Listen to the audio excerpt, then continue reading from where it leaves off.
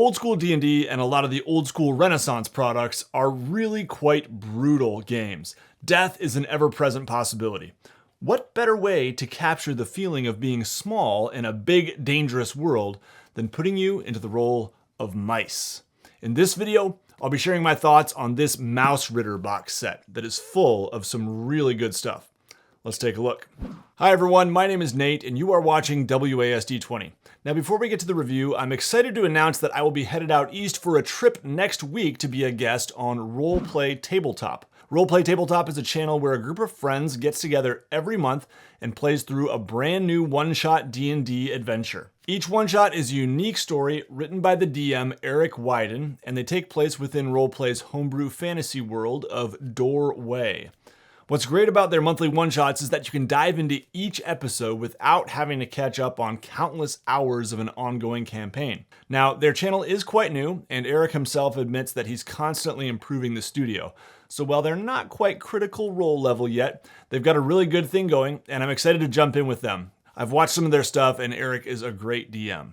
In addition to playing in a game with them, they'll also be interviewing me as their first celebrity guest for a new segment called Roleplay Tabletalk. And they actually want questions from you, my viewers. So if you have any questions that you would like to see me asked in this interview, leave them down in the comments of this video by typing Tabletalk and then your question. I'll put a link to their channel in the video description, and at some point in the next couple months, you should be able to see some content with this guy there too.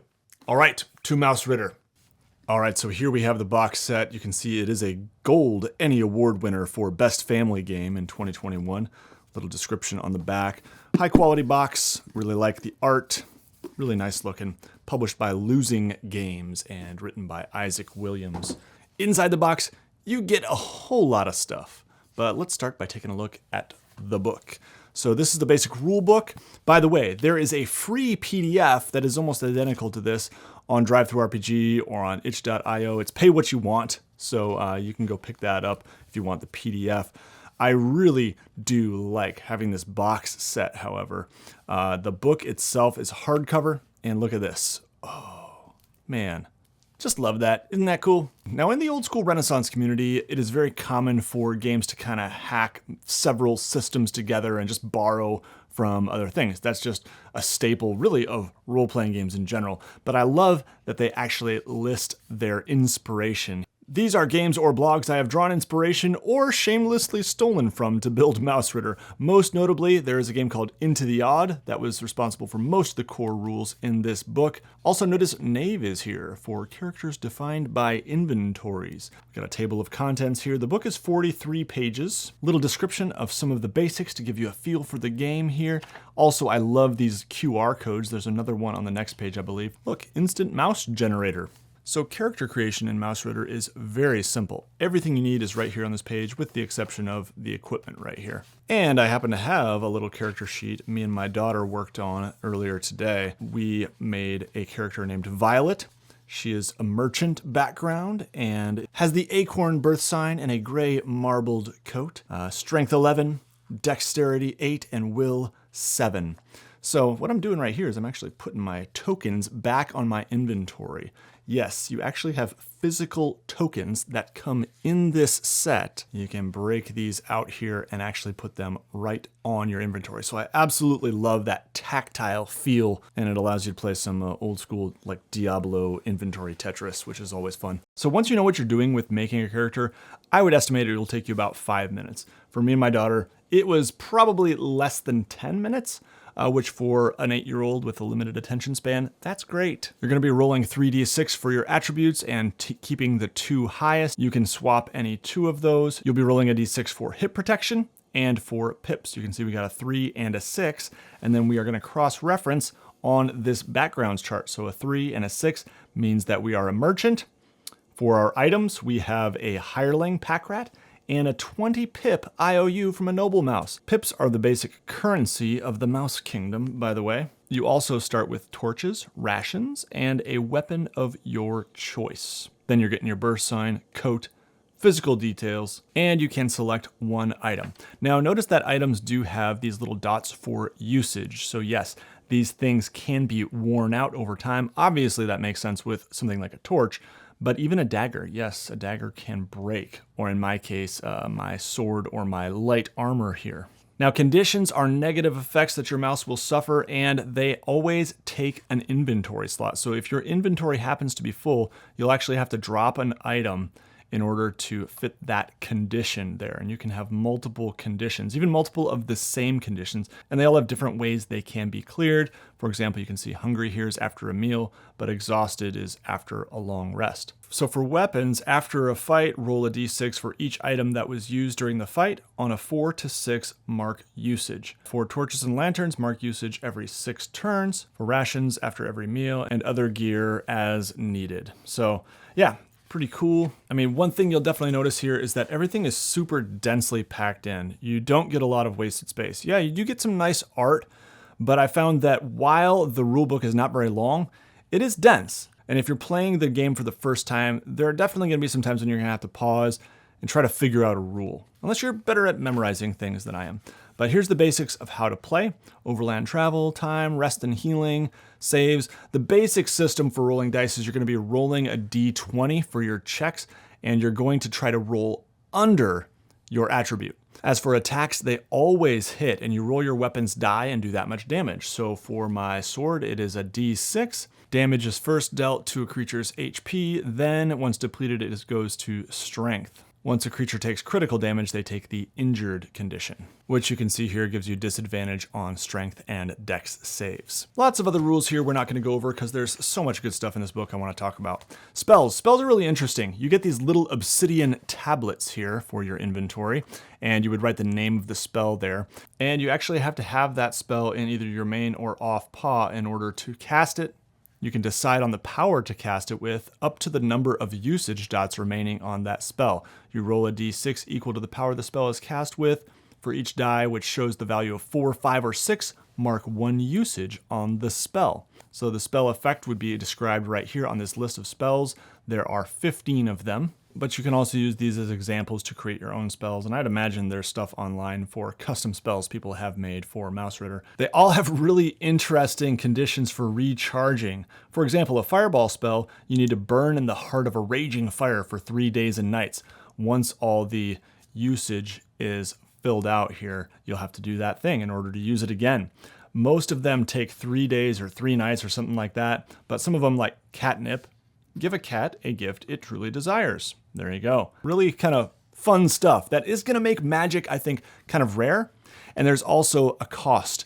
The chance of miscasts is fairly high, and that can do a lot of damage, so you'll want to be careful. One of the common things in old school role-playing games was recruiting help in the form of hirelings. You can also form warbands, and especially with mice, you can imagine that if they're trying to take on a cat or a snake, you're going to want a pretty big warband in order to take down some of these larger beasts. And then I absolutely love the example of play. I found this to be super helpful. And then this page here has a continuation of that example of play, now with magic. So also really, really great.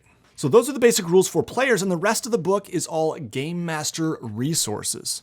Best practices: make the world seem huge, create situations, not plots, present the world honestly, telegraph danger, reward bravery. Those principles are great. And they also, by the way, give you some of these principles on, where is it? Probably the how to play page. Yep. Best practices for players. Ask lots of questions, make notes, draw maps, work together, devise schemes, recruit allies. Dice are dangerous. Clever plans don't need to roll. Play to win. Delight in losing. Fight dirty. Run, die, roll a new mouse. So yeah, I think this game is going to be pretty deadly, and it's really great that character creation is so quick. A lot of other rules here. There are rules which I won't go into here for exploration and time, and there's this turn tracker, and it's pretty smooth cardstock, so I assume that would be dry or wet erasable, just like these little tokens are. You can fill in those little dots. So a lot of rules, very briefly explained, not going into a lot of detail, and just kind of packing it all in here really nicely. Here's a list of creatures, and they are pretty simple, so you can definitely see that it would not be too hard to make your own. But one of the things I love, even though there's not a ton of different creatures, on the list here, they do have some variety within each. So for a ghost, for example, if it's a shimmer, it creates D3 illusions of itself. If it is a rot, it destroys all rations carried by a creature, etc.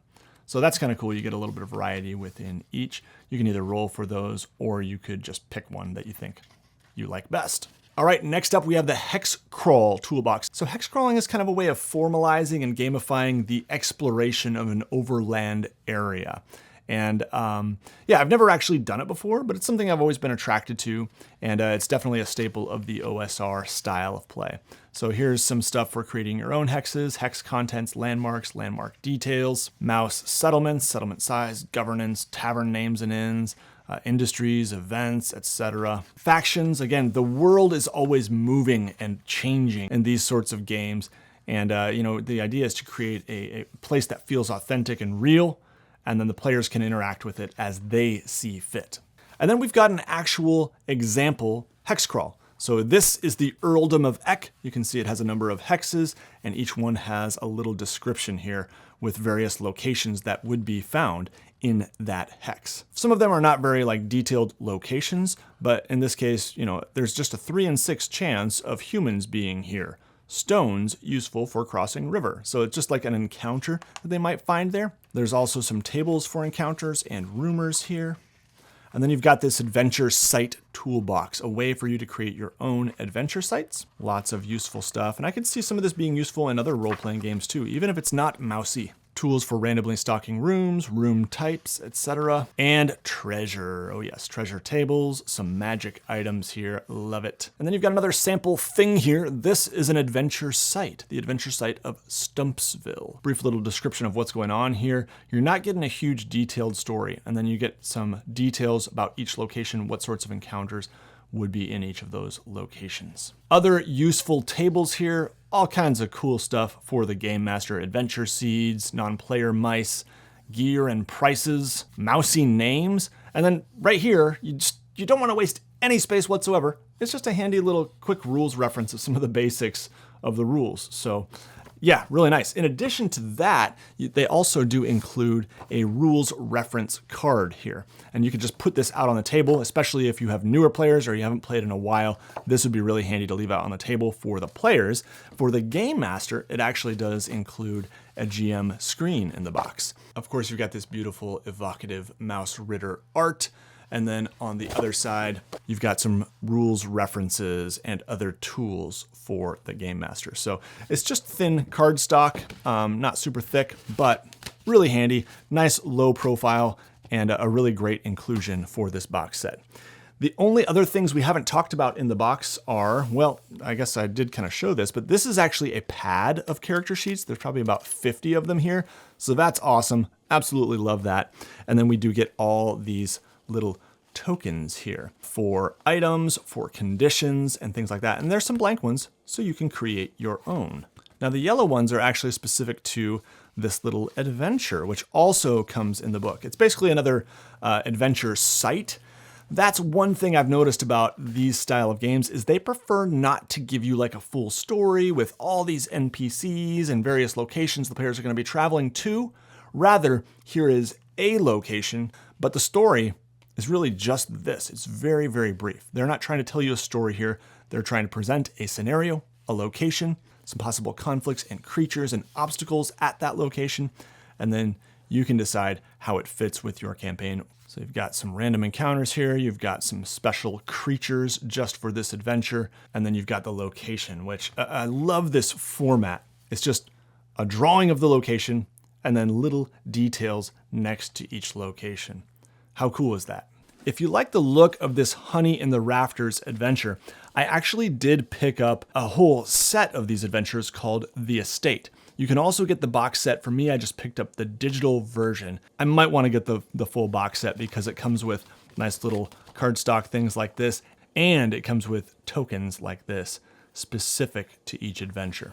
I'll put links to the Estate collection as well as the main box set for Mausritter down in the video description. The hard copies can be a bit hard to find, and usually you can only get them from smaller retailers. I got mine through Exalted Funeral, and it was a pretty smooth process. So to conclude, I think this is an excellent product. The care and craftsmanship of the actual physical products in here is stellar, and the game itself seems really solid too. Now, I do think this game would be pretty good for kids, but it isn't as simple as something like Hero Kids or No Thank You Evil. It's not a game that specifically has kids as the target market. In other words, if you're a grown-up and you like the idea of getting some friends together to pretend to be fantasy mice with swords and spells, then just get it. There is nothing wrong with that. Sounds like a pretty good time to me. All right, thanks for joining me for this review, everybody. I do want to thank the WASD20 patrons before we go. Patrons are people who support the channel on a monthly basis. I couldn't do what I do without them. And they also get access to some cool rewards, things like behind the scenes videos and occasional mapping streams. So check it all out over at patreon.com/WASD20. Another way you can support the channel is by buying through my affiliate links. I have some down in the video description, including the drive-through RPG links for the Mausritter stuff. If you enjoyed this video, make sure you leave it a like, make sure you're subscribed, and take care, everybody. You'll see me again very soon.